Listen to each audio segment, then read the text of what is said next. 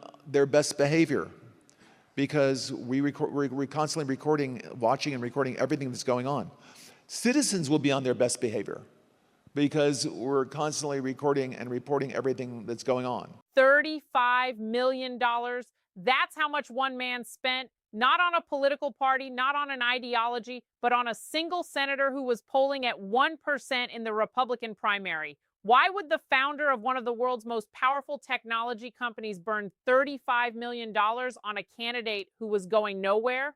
Because it was never really about Tim Scott. It was about something much bigger, a network of power stretching from Silicon Valley boardrooms to Senate leadership offices in Washington to a think tank in London run by a former British prime minister, all connected by one name, Larry Ellison. And today we're going to connect every single dot. Let's start with the basics. Larry Ellison is the co-founder and executive chairman of Oracle Corporation, one of the largest enterprise software and cloud infrastructure companies on earth. His net worth, nearly $400 billion as of 2025, making him one of the 2 or 3 wealthiest individuals alive. But unlike Elon Musk, who does everything loudly and publicly, Ellison operates differently. He is quiet, strategic, patient, and over the last decade, he has been systematically building influence inside American politics, not through idealism, but through a very specific plan. Let's follow the money. In 2022, Ellison donated $30 million to a super PAC aligned with Senator Tim Scott of South Carolina. That was just the start. By the time Scott's presidential campaign ended in late 2023, Ellison had poured a total of $35 million into making this one senator the president of the United States. Tim Scott was polling at 1%. He never threatened Donald Trump for a single moment.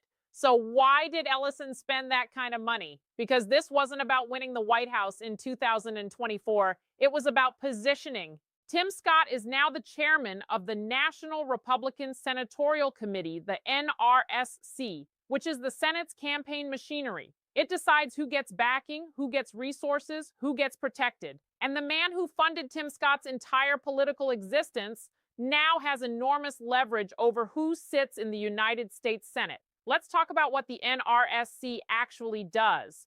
The committee raises money. It deploys that money to protect incumbent Republican senators and elect new ones. It shapes the ideological direction of the Senate caucus by choosing which candidates to support. Whoever controls the NRSC has a fingerprint on every Republican Senate race in America.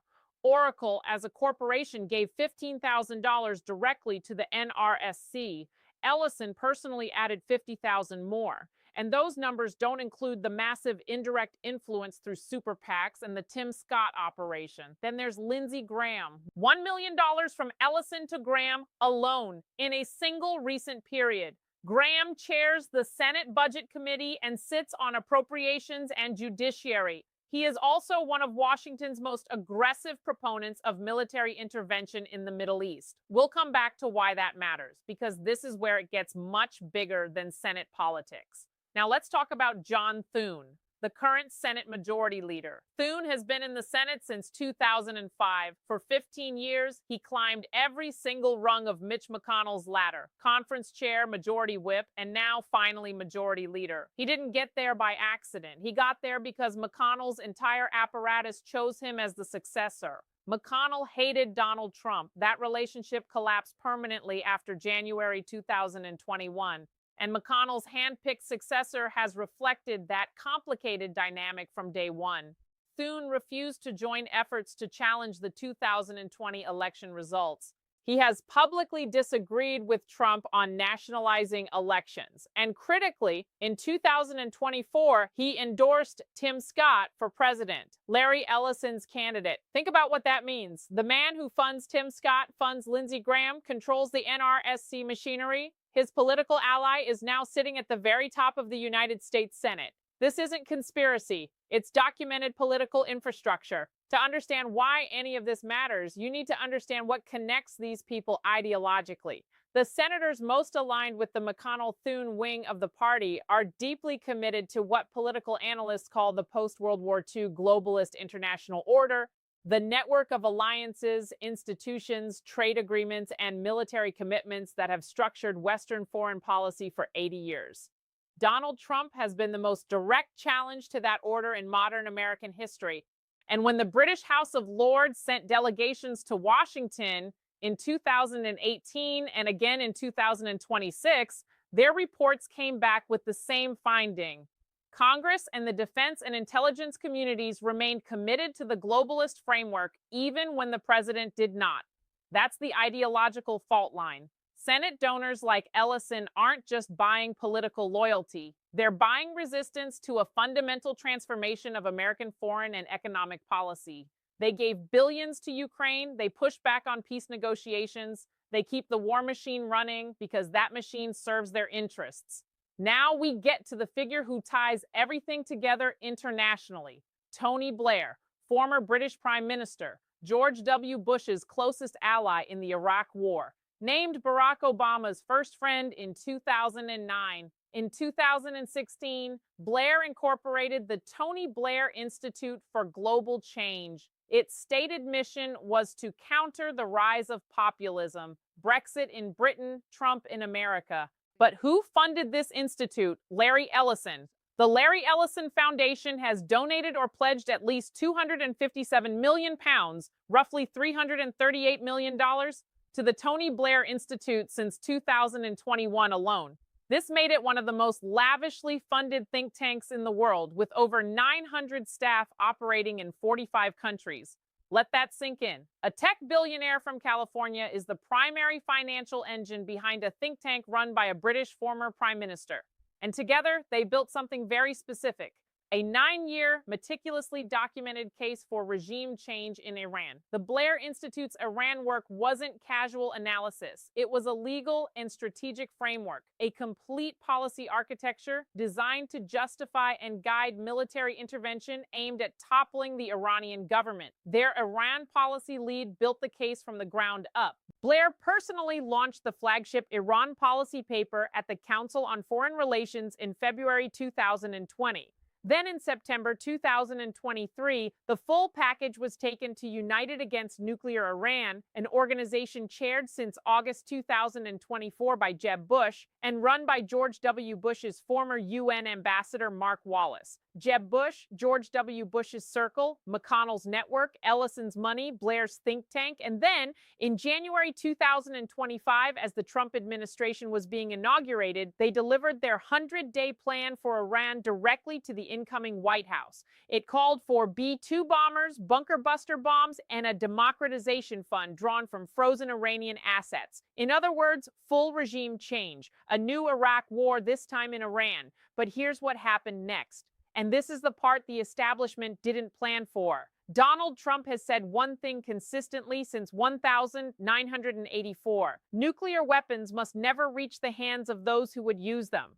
His uncle, MIT physicist John Trump, warned him early in his life about the apocalyptic stakes of nuclear proliferation, and Trump has never wavered. So when he acted against Iran, he struck the nuclear infrastructure and stopped. No ground troops, no regime change, no occupation, just one message: surrender your nuclear program and stop running proxy wars across the Middle East. Not the Blair plan, not the Jeb Bush plan, not Ellison's investment. Trump did what Trump does. He made up his own mind on his own terms, and that decision sent the entire Blair-Ellison establishment architecture into crisis.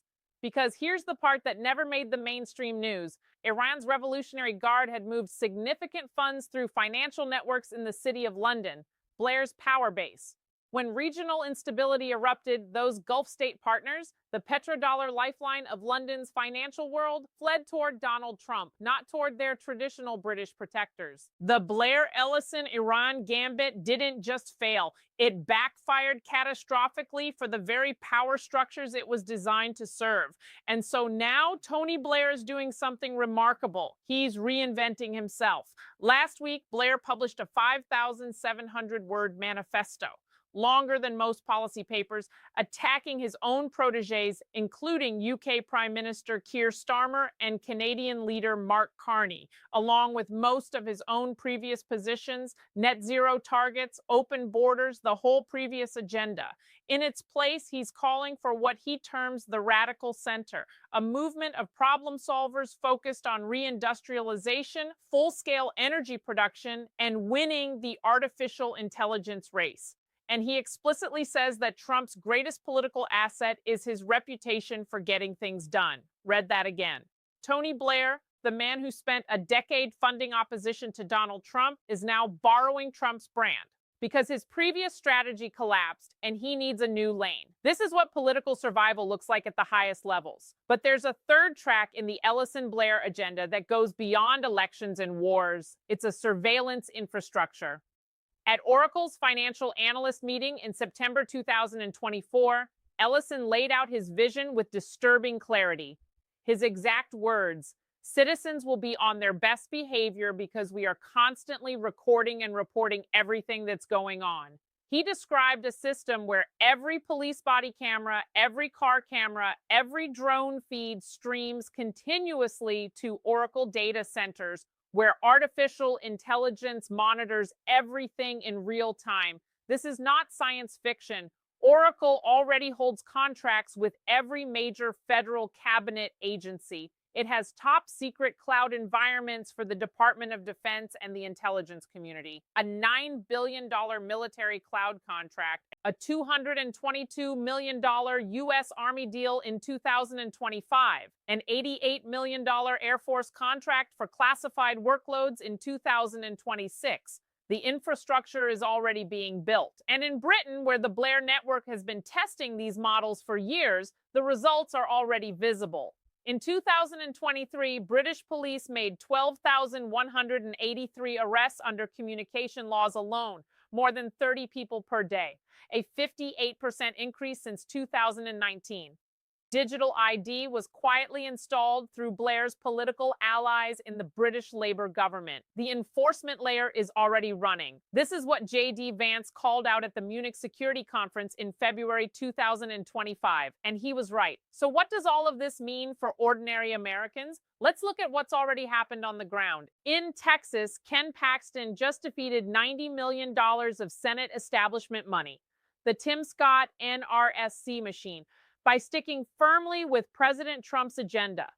The voters of Louisiana sent the same message about Bill Cassidy. These aren't just election results. They're proof of concept. When voters understand what they're voting against, not just a senator, but the entire donor infrastructure behind that senator, they vote differently. They vote with purpose. The Senate cannot be negotiated with. It cannot be persuaded by press releases or polite disagreements. It responds to one thing: overwhelming electoral consequence. The donors funding the McConnell-Thune network, Ellison's money, the NRSC machine, the globalist infrastructure, they all depend on maintaining enough Senate seats to block, delay, and water down any agenda that threatens their interests. The only answer is margins so large they cannot be explained away, cannot be spun, and cannot be survived. Let's zoom out for a moment and understand the full architecture of what we've just walked through. Larry Ellison, worth nearly $400 billion, is simultaneously the primary funder of the Tony Blair Institute, a global policy operation that spent nearly a decade building the case for regime change in Iran. He is the man who spent $35 million trying to make Tim Scott president, and now has Tim Scott running the Senate's campaign committee. He is the visionary behind an AI surveillance infrastructure that already touches billions of people worldwide through Oracle's government contracts. And he is the financial backbone of a Senate donor network that has consistently prioritized the globalist post-war order over the America First agenda. Tony Blair, the man Ellison funded, is now pivoting toward a radical center that adopts Trump's language while trying to create a lane for establishment-friendly candidates in both parties. The goal isn't to defeat Trump outright. They learned that lesson in 2024. The goal is to surround his agenda with enough institutional resistance in the Senate, in the intelligence community, in allied governments, that nothing fundamentally changes, that the machine keeps running. Understanding this is the first step. Acting on it in the 2026 midterms is the second. The people profiled in this video aren't hiding. Their donations are in the FEC database. Their think tank's funding is in public filings. Their quotes are on video. What's been missing is someone connecting the dots clearly in one place so that voters can see the full picture. Now you've seen it.